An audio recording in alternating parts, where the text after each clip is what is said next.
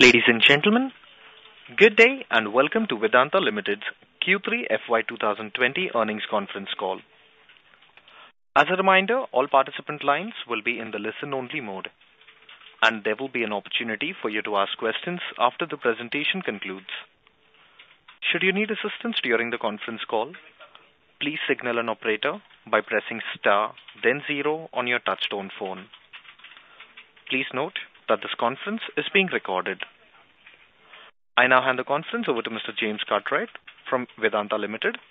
Thank you, and over to you, sir. Thank you very much, operator, and good evening, everybody. Thank you for joining Vedanta's third quarter results conference call. May I start by drawing your attention to page 2 of the presentation for all our disclaimers and comments on forward-looking statements. We have the full team with us today, both Venkat and Arun here. We also are joined by the CEOs of all our individual businesses as well. With that, let me pass the call over to Venkat to present our results and our operational update. Thank you, James. Good evening, ladies and gentlemen. I'm very pleased to welcome you to our third quarter results and business update.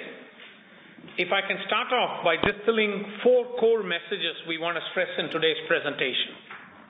First, our enviable project pipeline across all of our key businesses will benefit, in our view, from strong signals of resumption of the accelerated growth in India, aided through pro-growth and pro-business government policy changes. Secondly, we remain on track to become the world's largest integrated zinc-lead silver producer in 2 years, whilst maintaining our cost leadership with strong sequential volume growth from Hindustan Zinc and also rising volumes which we are seeing from Zinc International. More of it later. Our balance sheet remains strong. It's supported by healthy free cash generation from our businesses, and that's resulted in a net debt to EBITDA ratio at 1 times, which, as you all know, is industry leading. The final message, we have had a strong exit in December within the third quarter, and importantly, we are seeing an impressive start to the fourth quarter as well. If I can give you some examples, Harmsberg's volumes are at record levels in January and expected to close around 13,000 tons. Additionally, Hindustan Zinc continues its strong production streak with the highest monthly production for the year being hit this month at around 88,000 tons of mined metal and almost 80,000 tons of finished metal. Noteworthy, our aluminium business continues to benefit from improved integration and our interventions, currently witnessing costs comfortably below $1,600 a ton in January. And if you recall, that's a reduction of around $600 a ton within just over a year. Likewise, steel business margins have increased significantly and currently are at $110 a ton, almost double the level seen last quarter. So we are confident of achieving strong volumes in the fourth quarter on the back of solid operating performance. Now turning to the big picture in India scenario, we believe India is the most exciting economy in the world today. It's a nation teeming with opportunity and potential as the country looks to modernize, expand, and accommodate the rising aspirations of a growing population.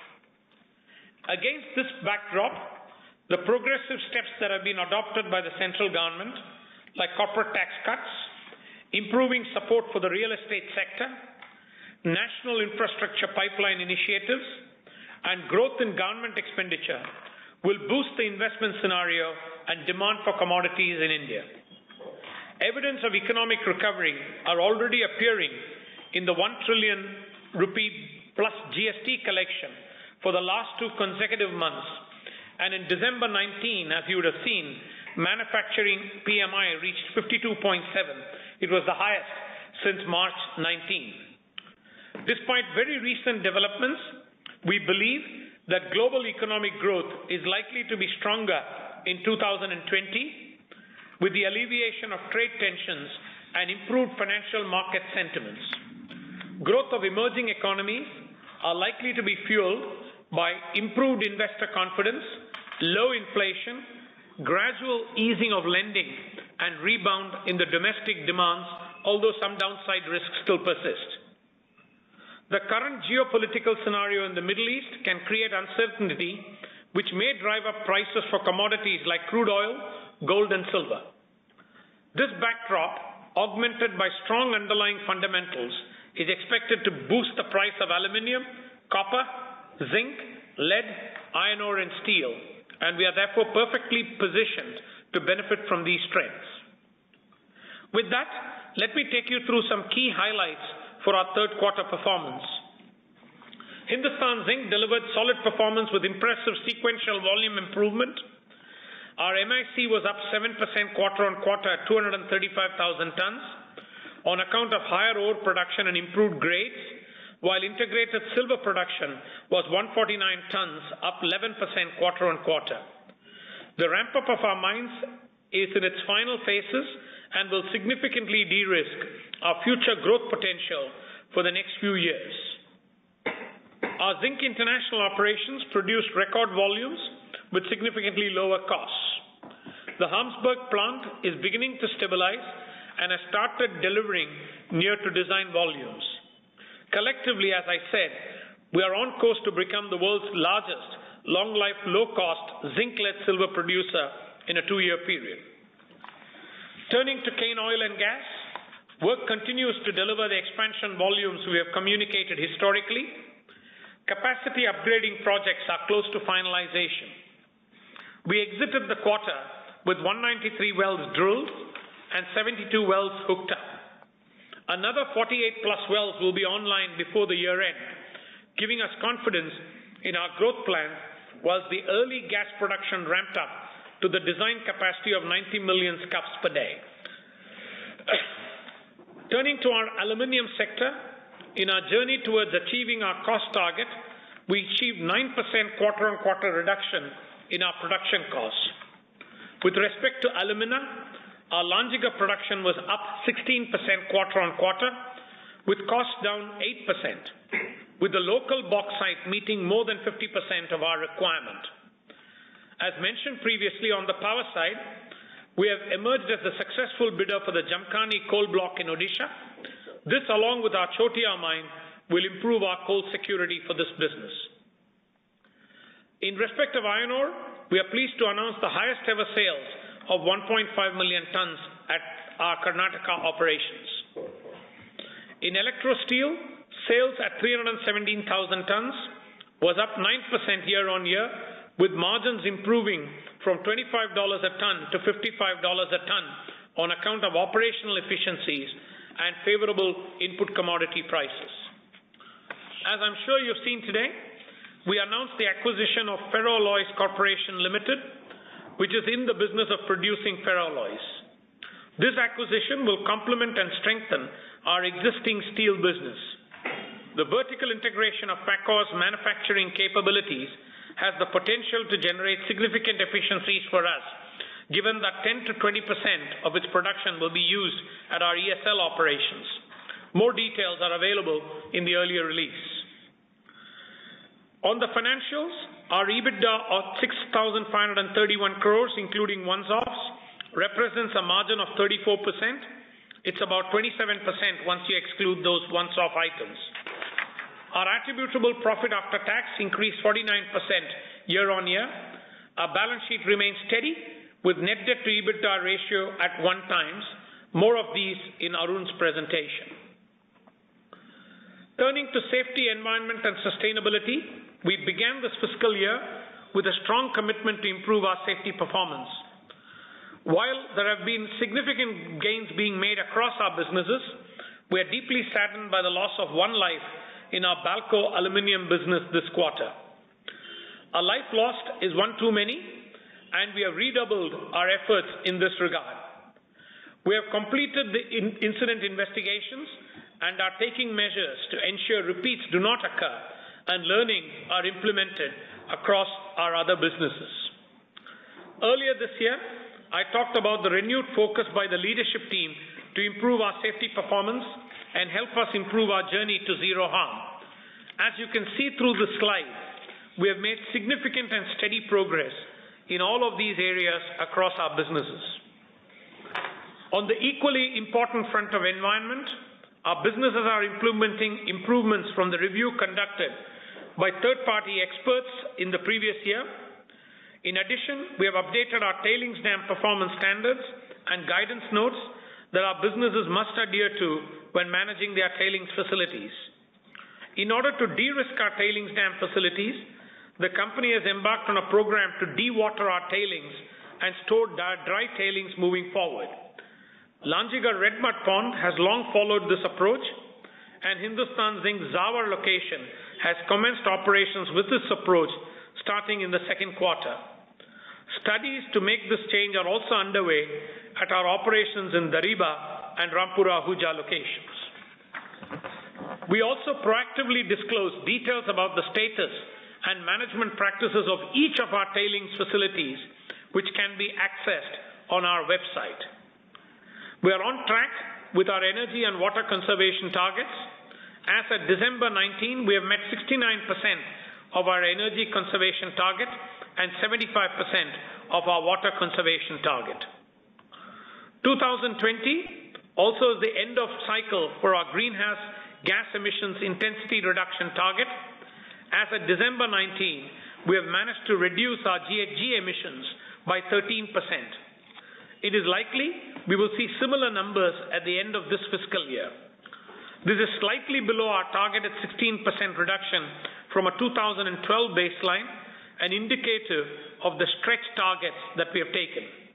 This 13% reduction, which is equivalent to 6 million tons in avoided GHG emissions. We recognize we have more to do here, and we'll be communicating our next targets around our year-end numbers. Finally, our flagship Nandgarh program opened its 1,250th center this quarter, and we are rapidly moving towards reaching 4,000 Nandgarhs across the country. These child day care centers currently support around 41,000 children and 31,000 women. Now moving to our business verticals. Hindustan Zinc, our zinc-lead silver business, are our key pillars to the business. The ongoing mining expansions in its final phase and on track to achieve the capacity of 1.2 million tons per annum. At Rampura Ahuja, the underground shaft has been commissioned and the ore hauling is expected to start in February 20. This will allow Rampura Ahuja to achieve 4.5 million tons production, along with an opportunity to explore the rich Galena zone. Smelter debottlenecking to 1.13 million tons per annum has been completed, thus enabling fully integrated operations. On the operational side, the quarter saw a 5% higher ore production sequentially, with Rampura Ahuja mines surpassing a run rate of 4 million tons per annum and 16% increase in the mine metal production in SK mine quarter on quarter. The mine metal production for the quarter was 235,000 tons, up 7%, progressively on account of higher ore production and better overall grades. Integrated metal production of 219,000 tons for the quarter was up 4% sequentially, driven by an increase in zinc production, while lead production declined by 7% to 41,000 tons. The decline in integrated lead production was due to temporary issue at our DSC lead smelter. Integrated silver production was 149 tons, up 11% sequentially on account of higher silver grades at our SK mine. Zinc cost of production before royalty during the quarter was $1,077 a ton, higher by 3% quarter on quarter, primarily driven by higher mine development and one-time repair and maintenance costs. As already discussed, on the VEDL costs, we expect new efficiency improvements to drive costs lower in the coming quarters. Turning to Zinc International, we witnessed stable production overall, with the Hamsberg mine ramping up despite the closure in Skopje due to the slope failure back in May 2019. At Hamsberg, we witnessed ore production of over 1 million tons in this quarter, with 1.8 million tons of healthy ore stockpile built ahead of the plant.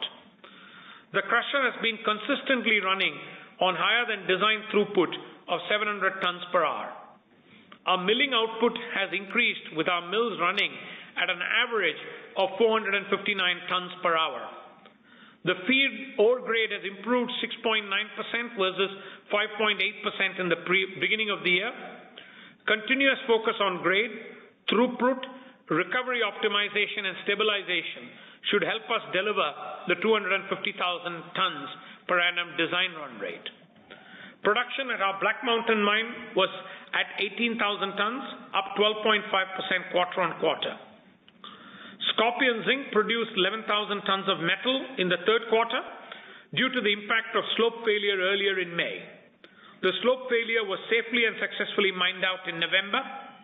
Given the necessity to rebuild ore buffers, waste mining was prioritized in the quarter, and in parallel, targeted maintenance work in key plant areas was performed to ensure plant reliability upon startup.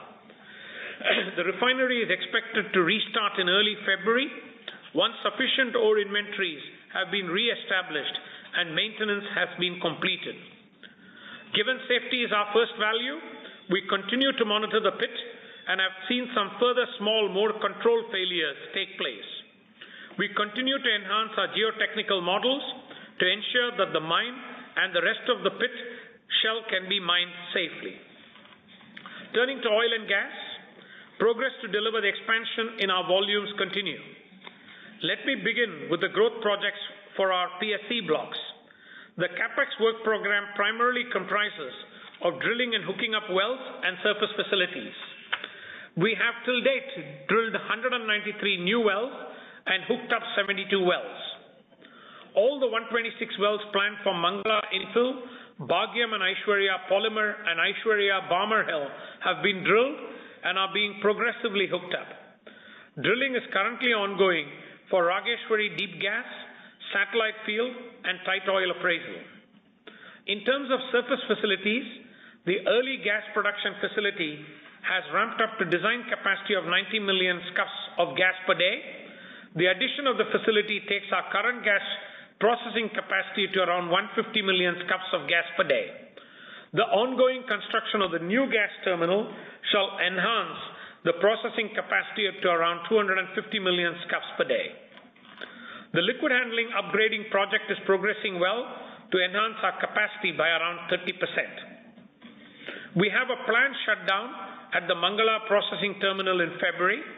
This shut shall enable us to tie in the key surface facilities, carry out activities to enhance asset integrity and reliability, and deliver our volume ramp up into the year end.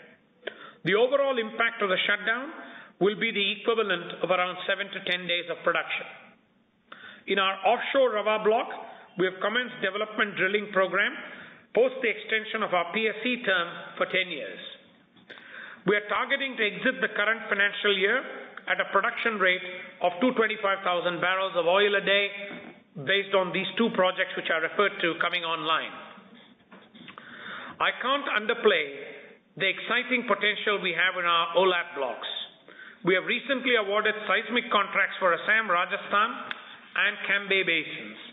We have completed the FTG gradiometric survey in Assam and commenced seismic survey in the basin. The survey is currently underway in the Kutch basin and shall extend to Rajasthan and Cambay basin in the current quarter. We will update on the progress of this new exciting new part of our oil business in the coming quarters. Now turning to our aluminium sector. A strong result this quarter as we made significant cost improvement with cost at around $1,691 a ton, down 9% quarter on quarter, primarily due to our improving coal performance and substantially lower by 18% year on year. Our December COP in particular was $1,576 a ton.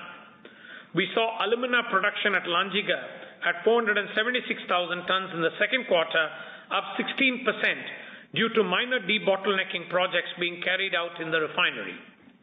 This was very well supported by higher local bauxite supply, meeting over half our bauxite requirements for the 9 months of this year. Consequently, we recorded a $269 a ton cost of production at our Lanjiga refinery, an improvement of 8% quarter on quarter. In terms of alumina availability, the recent Supreme Court judgment allows us to bid for NALCO alumina, and this has the potential to increase our domestic sourcing of bauxite. We welcome this judgment. On the coal side, the materialization is improved due to better coal availability post-monsoons. our captive Chotia mine at Dalco is on track to achieve its full capacity of around 1 million tons per annum this year, with the third quarter production at 278,000 tons. We have now signed the Coal Mines and Development and Production Agreement with the Government of India in respect of the Jamkhani coal block in Odisha. Steps are now being taken towards operationalizing this block. This has potential to reduce our power costs by 10 to 15%.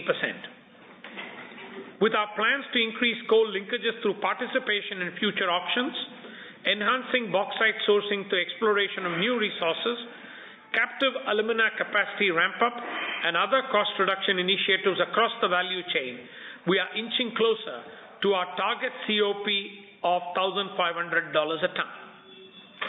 Turning to our iron ore and steel business, we achieved the highest ever sales in Karnataka at 1.5 million tons, and our pig iron production went up 2% to around 179,000 tons.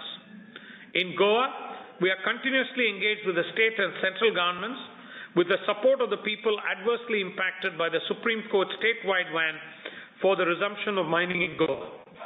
We are cautiously optimistic of a favorable reception in mining for the larger good of the country and Goa, given the stronger stakeholder support that we are seeing. Our electro steel plant saw an increased production, which increased to around 317,000 tons, up 18% quarter on quarter, with the EBITDA margin improving sequentially by around 120%, owing to improved operational efficiencies and favorable commodity prices. With regard to our smelter in Tuticorin, the Madras High Court has heard the case and the judgment is awaited. Our stakeholder outreach and CSR programs continue unabated. Before I hand over to Arun, let me conclude by reiterating our strategic priorities to drive long-term value for our stakeholders. Number one is around ethics, governance, and our social partnership to operate. That, needless to say, includes safety as our number one value. Two, expanding our reserves and resource base, more of it when we announce our year-end results. Three, continued track record of delivering value-added growth in all of our businesses, as you have seen quarter on quarter. Fourth, strict capital allocation and balance sheet focus. And five, we can't do any of this without the right people and the right assets, therefore delivering the best from our assets and people. With those comments, over to Arun. Thanks, Venkat, and good evening, everyone. As outlined by Venkat, the overall performance on volume and especially the costs are better per our expectations, and as we have briefed you all earlier in the year. Highlights are aluminum costs, zinc and Ansberg volume uptick, which I'll cover in some detail in the EBITDA walk page. With improving performance trajectory, we're confident of achieving a stronger performance in Q4, in line with our briefings in the last few earnings calls. Some key highlights of the quarter: EBITDA at about 6,500 crores, with an underlying margin of 27%. At constant prices, this represents an improvement of 400 basis points over either Q2 or last year Q3. Of course, the reported margin is much higher this quarter at about 34%. Reported attributable PAT at about 2350 is about 49% higher year on year. Yes, as driven by a couple of one-offs as well. We continue to have strong cash and liquidity at around 35,200 crores.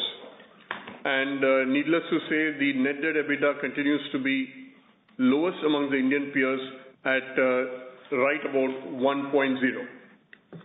We have a detailed income statement in the appendix. I'm sure you've glanced through it, but some key updates from the income statement.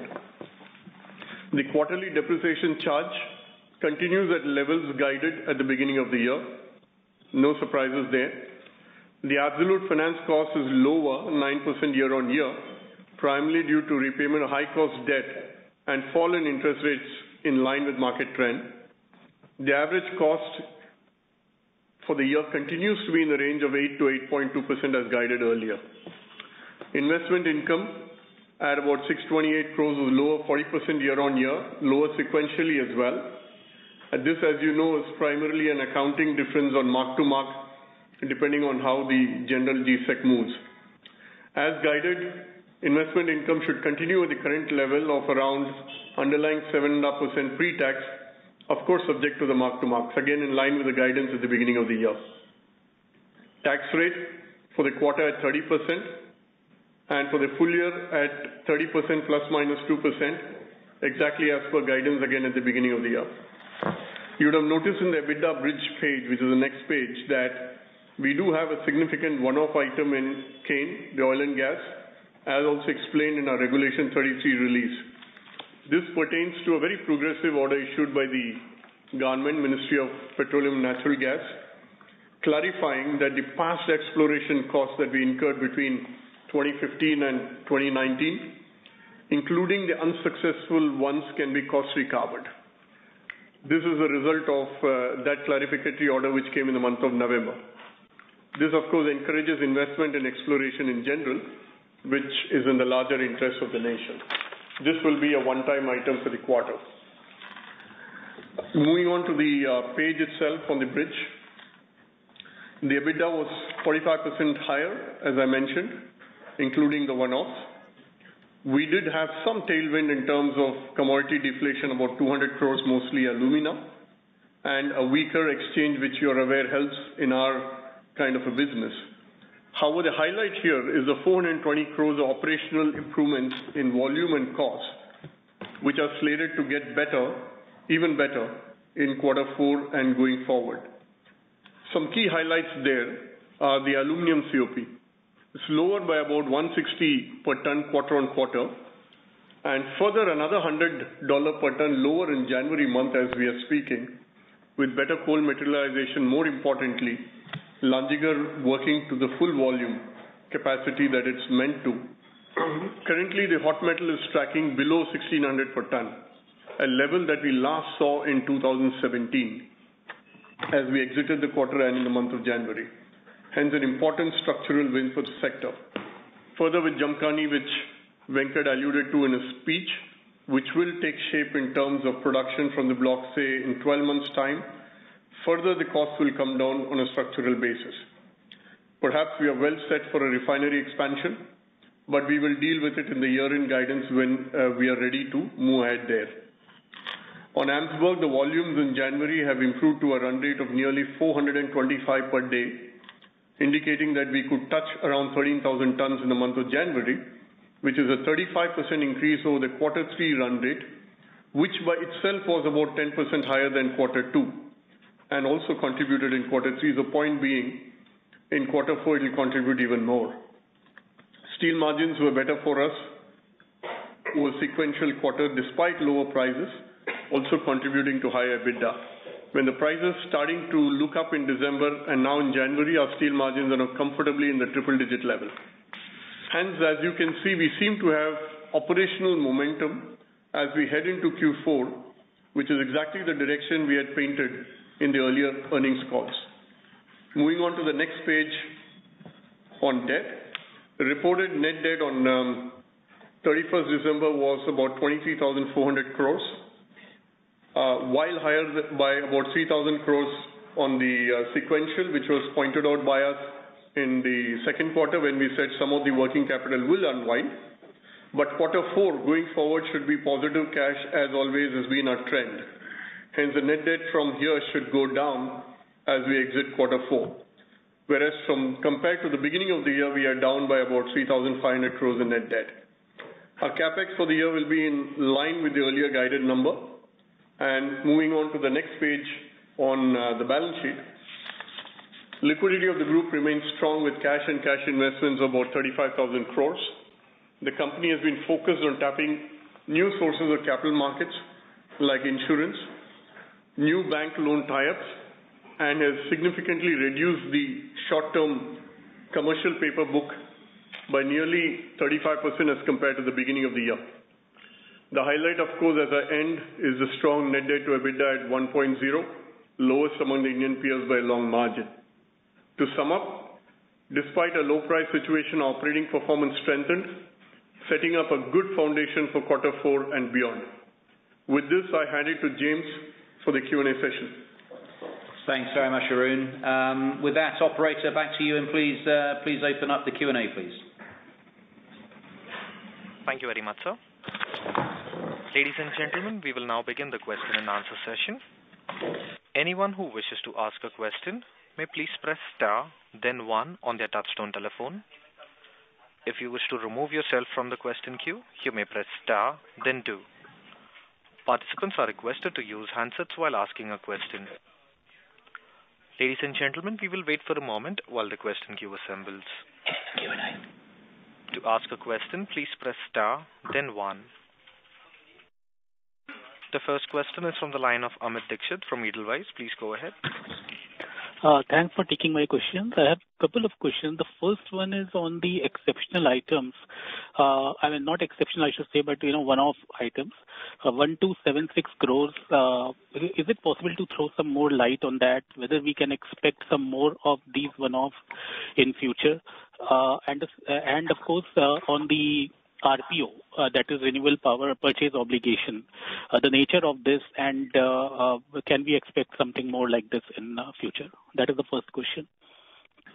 Why don't you give us all the questions and we can cover it that way if you don't mind? Yeah, sure. And the second question is on oil and gas. In your last presentation, when I look at it, the key drivers of production ramp up, you showed that H2 FY20 exit would be 250 wells drilled and 150 wells hooked up, while this time around the figure appears to have gone slightly down, but you are sticking to your target of 225 KOBPD. So just wanted to understand a bit how will it be achieved. Okay.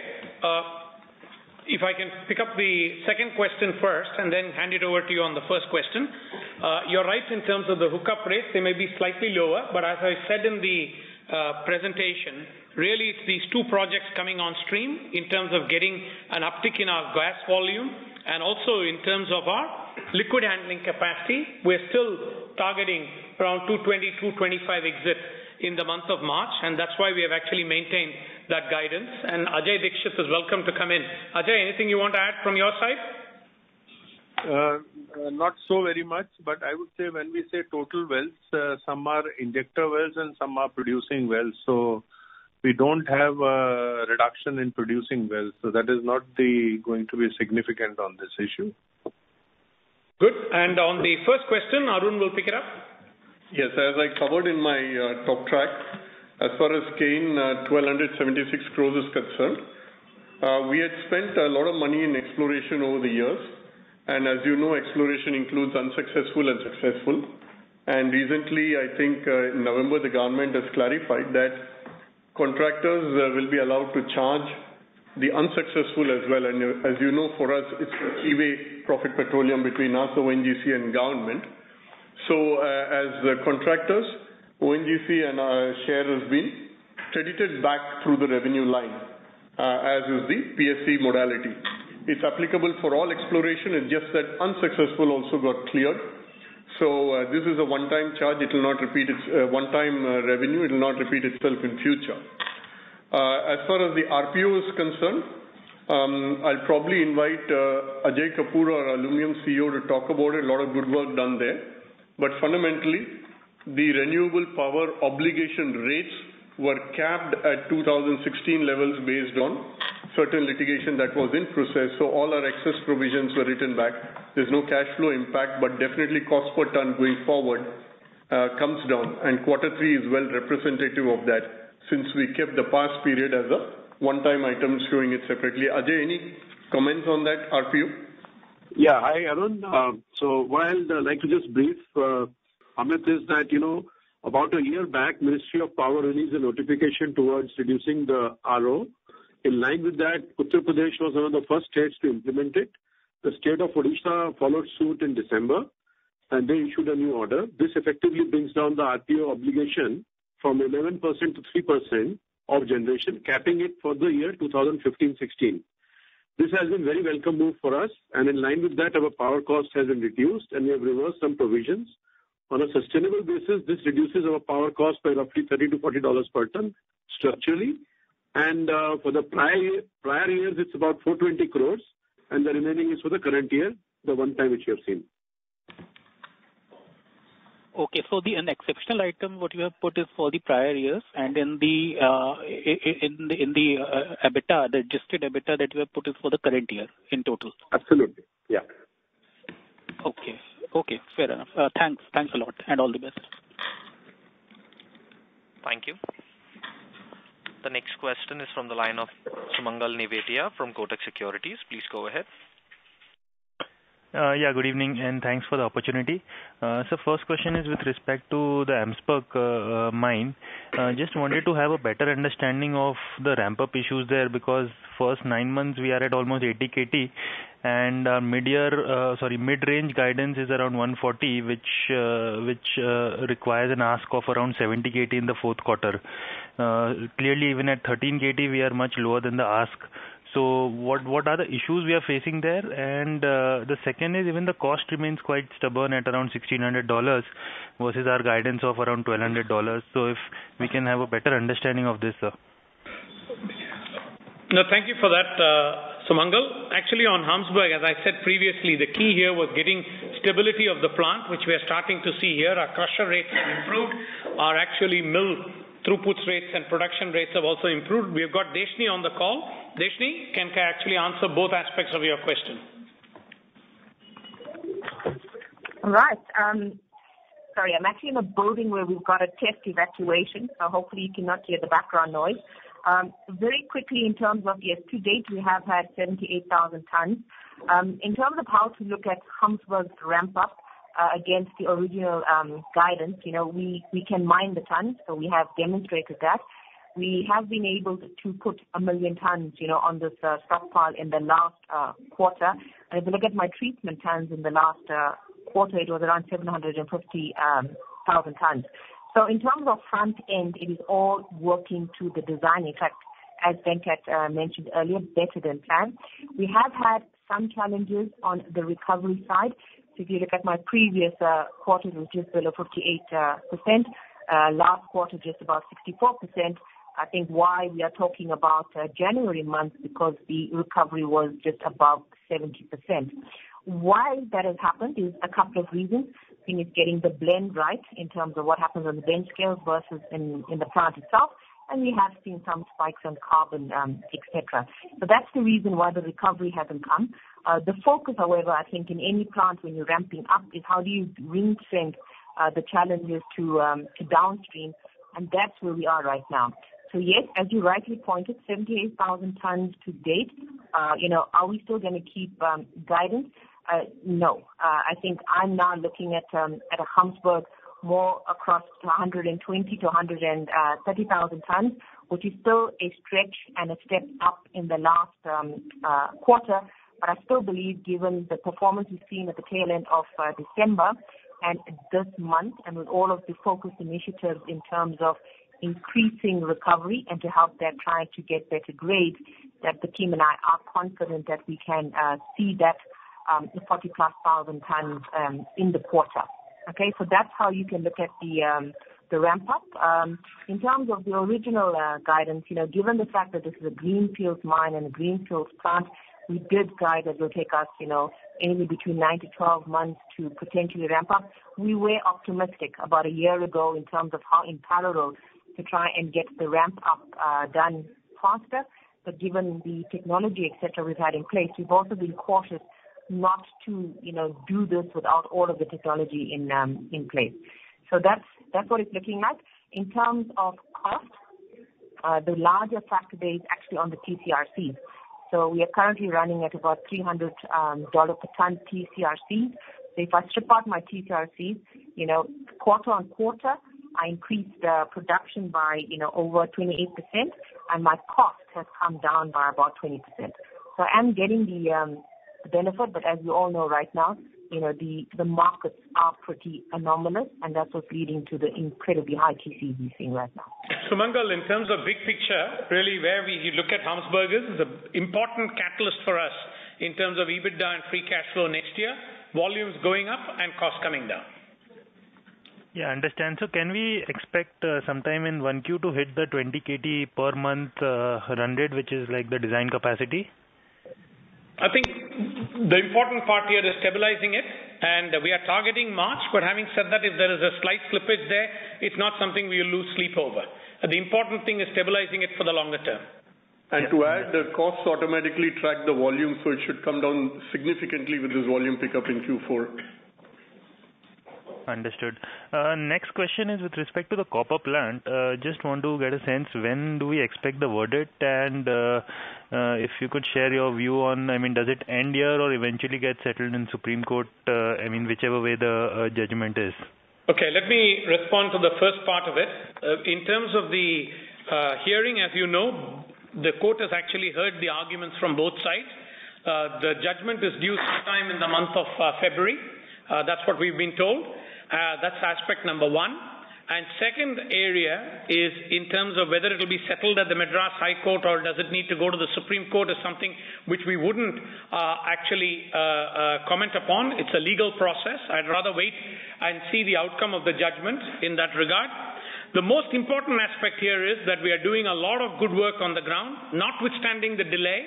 I think we want to ensure that there is, I don't like the word social license to operate. It needs to be a social partnership to operate. So from that perspective, we are actually building a lot of goodwill, very good community work, CSR work currently taking place, and you've seen the tide actually of sentiment change in favor. And I think that's the most important aspect, where we are using this time readily invested to get goodwill and the support of the public in Tuticorin.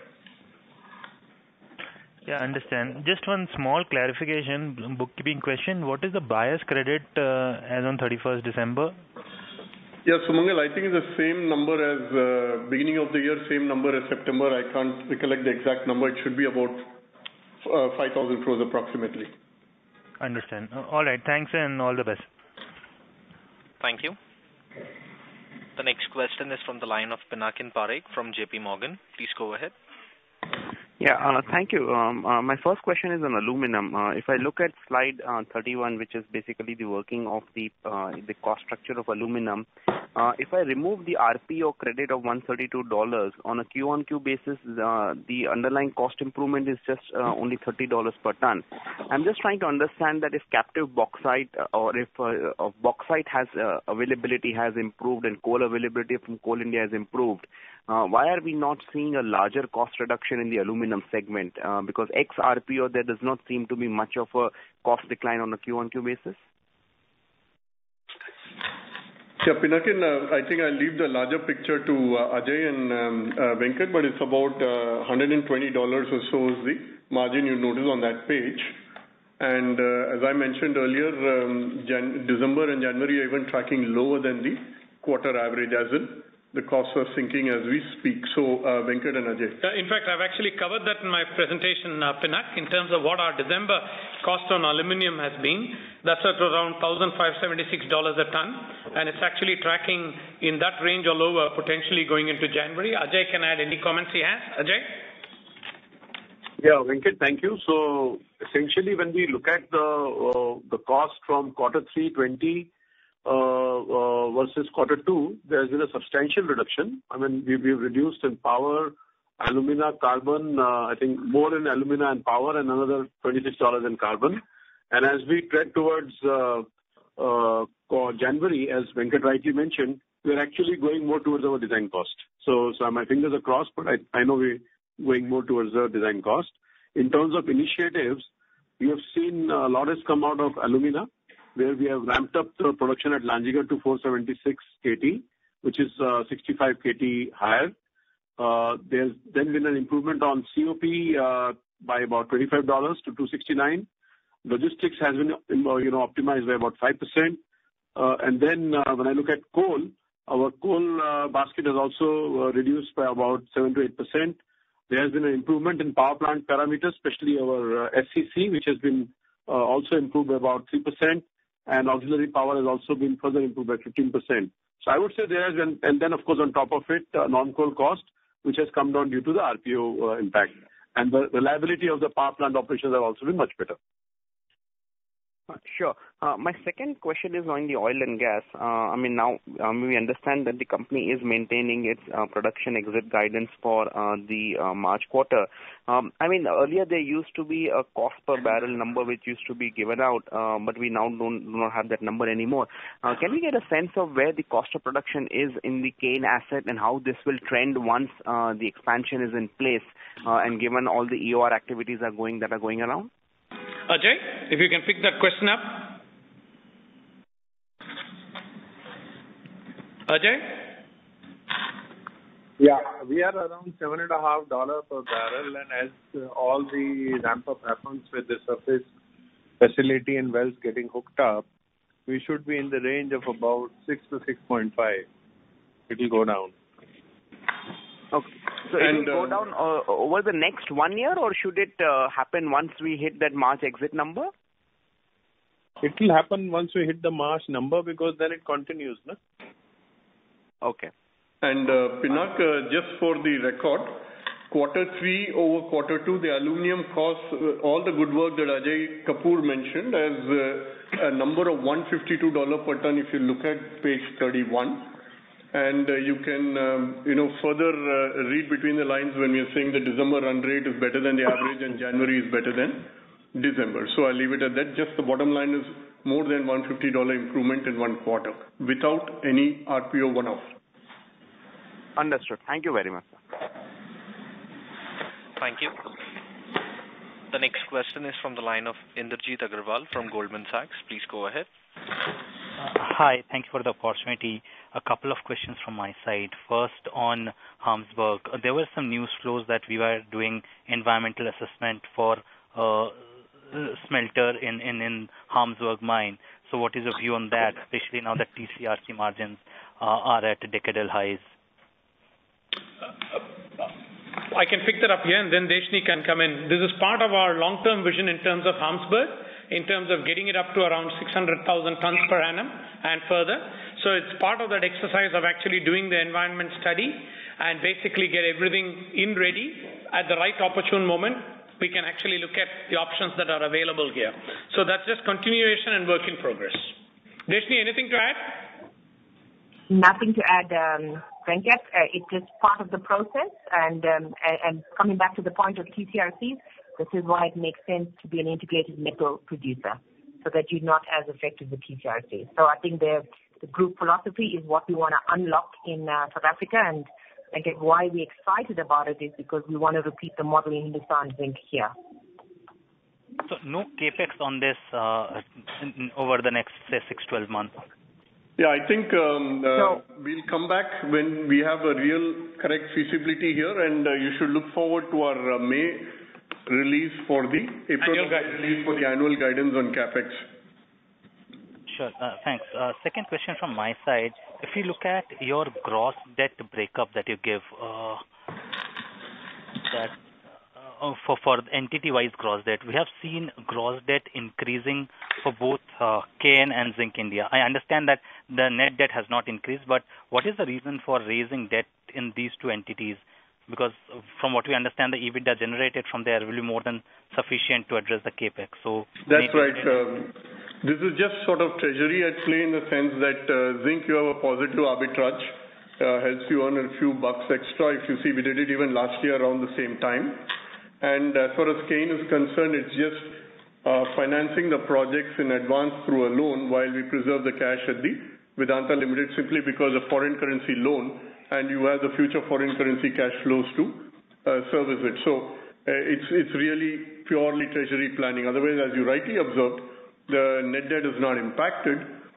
On the contrary, the net debt has come down this financial year by nearly 3,500 crores so far.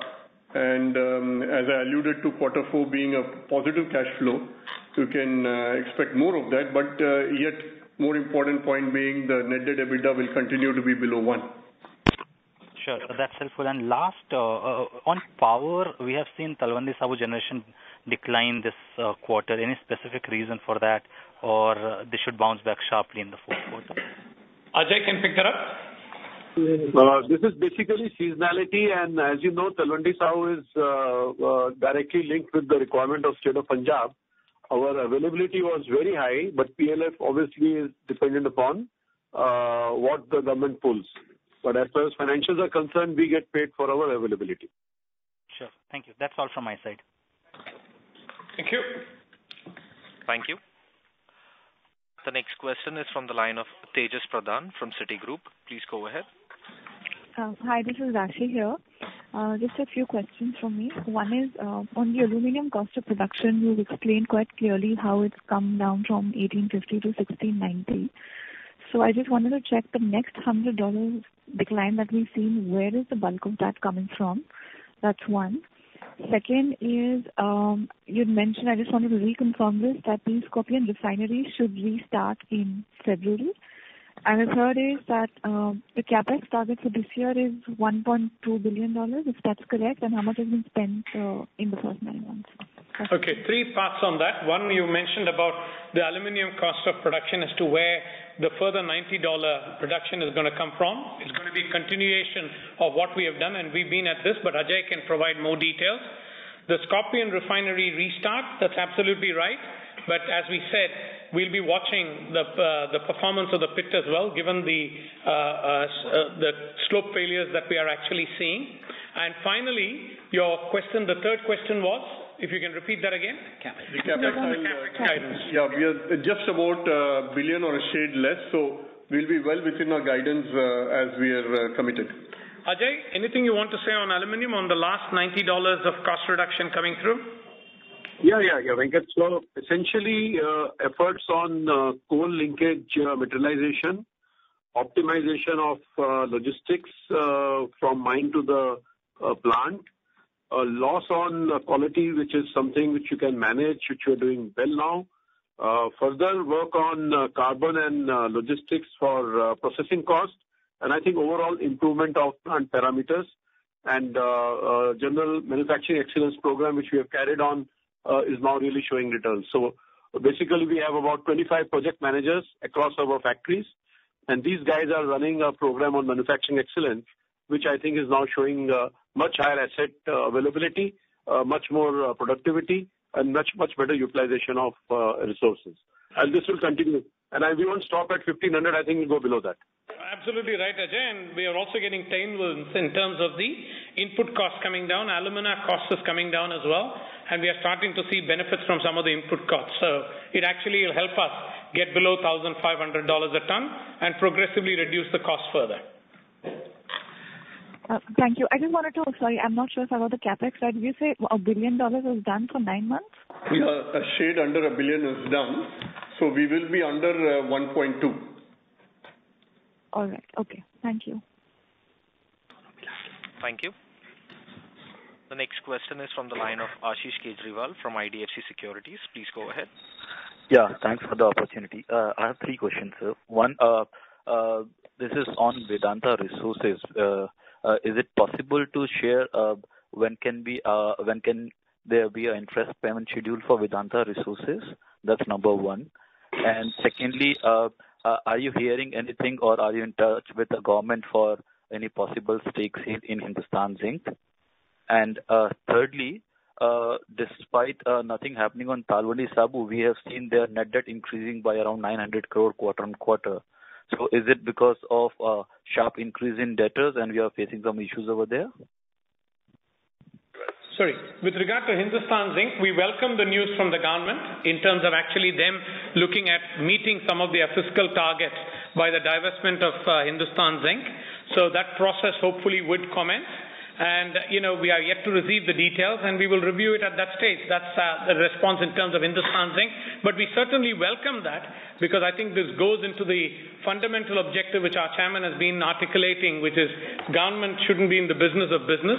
And I think this is a very good opportunity and it opens up the market for more public shareholders to buy into this excellent growth story. And I think that's how one should look at it. Then with regard to the other 2 questions, the resources one, Arun, do you pick it up? Yeah, on the net debt quarter to quarter, as I covered in my talk track, it's sort of an unwind that we had seen forecasted in quarter 2 itself. The larger picture is what I had painted in quarter 2, where working capital excellence project has delivered very well for us. with some permanent reduction in inventory levels, the power debtors collection at Punjab, Talwandi, as well as some old tax collection. So the whole project is starting to pay dividends for us, as well as tight capital control, leading to positive cash flow for free cash flow, which is what we have indicated for the whole year as well. As far as VRL is concerned, we don't publish any interest schedule, but it's sort of during the year. There's no lumpy payments, if that's what you allude to, but probably on another call. Thanks. Is it fair to assume that this year Vedanta Resources will not have any lumpy interest payment? Yeah, very fair to assume Vedanta Resources doesn't have any lumpy repayments till mid-2021. It's just a normal interest servicing. Oh, so I was looking at the more of an interest payment only rather than repayment schedule. Thanks, okay. Nothing lumpy. Okay. And sir, lastly on net debt number only, although we are comparing our net debt including Hindustan Zinc's cash, but if we exclude Hindustan Zinc cash, our net debt still remains almost high at around 43,000 crore, which is almost the same which we have seen in the last 1 year. So what I'm trying to look at is that do we have free cash flow excluding Hindustan Zinc to pay dividend on a higher side, or is there something which I'm missing?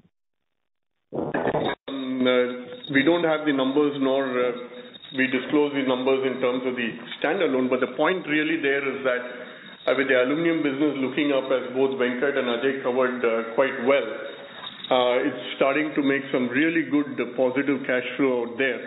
And combine it with the oil and gas, which has always been a positive cash generator post the capex requirements of that sector, one should assume that the excluding Hindustan Zinc is a very strong entity with the positive cash flows as well. As to the exact decision of the dividends, that will be best left to the board at the right time.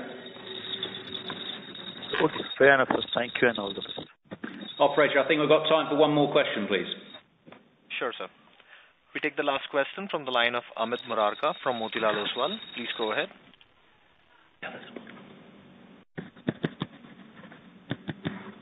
Amit Murarka from Motilal Oswal, your line is unmuted. Please go ahead. Hi, good evening, everyone. Thanks for the opportunity. So just a couple of questions on the oil and gas business. One, on the one-off benefit that has been recorded, I mean, the notes to accounts mentioned that it is not applicable to the joint venture partner. So what does it exactly mean? I mean, the reversal has been fully booked by you and not shared with the joint venture partner. Is that correct? No, what it basically means is that there could be more to come in the next few years, which is fundamentally the government share of Profit Petroleum, which has not yet been booked as a reversal, pending a few clarifications of the government. Otherwise, the joint venture partners are all there. Okay. And the second question is again on the oil and gas business. So the PSC extension comes into play this year. As part of the PSC extension, I believe the Profit Petroleum, government share of Profit Petroleum is rising to 60%. Is that correct? I think this is still a matter for discussion and negotiations with the government. I'd rather have those discussions first before we actually comment on that. But certainly we've got the conditional extension in principle approved. But by when will the clarity be achieved on this, given that now that we're just like 3-4 months away from that date? Ajay can come in, but certainly we are working with the government and we expect the clarification to come through relatively quickly, but Ajay can actually clarify. Yeah, I would say nothing more to add, Venkat. We are giving the draft for signing, and then as a part of the process, it will be clarified. Yeah, and it's just a normal extension like how we got it in offshore, so I don't see any aspects or delays in this regard. It's just the process that we have to go through. No, extension is not under question. It's about the Profit Petroleum. I mean, if it goes to 60%, that could impact the EBITDA from the oil and gas business. I think what Venkat and Ajay clarified is that as per the terms of the PSC, it is an automatic extension with no increase. However, there is a matter which will be sorted out with the government.